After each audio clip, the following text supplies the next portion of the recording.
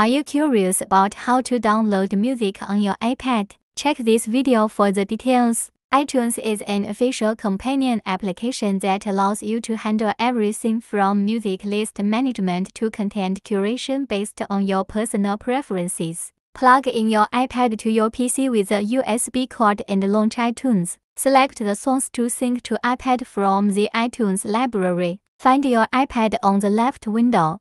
Then drag the items you've selected to it. Spotify is one of the best apps you can download music from. Open the App Store application on your iPad, then search for Spotify. From there, click on the Get button and hit Install. Open the Spotify app on your iPad and sign into your Spotify Premium account. You can then search for and select the music albums, tracks, or playlists that you wish to download onto your iPad. To save music for offline listening, tap the downward-facing arrow located on the top left. You can access the downloaded music by clicking on your library, and then on Music. iSound provides a user-friendly interface for downloading music for free based on your preferred type or artist. Open the iSound app and register, then click on the artist's name. If not, you may use its search button located at the lower right to find a song. After finding the song, choose it to head to the menu for the music player. Tap on the horizontal dot located next to the name of the song.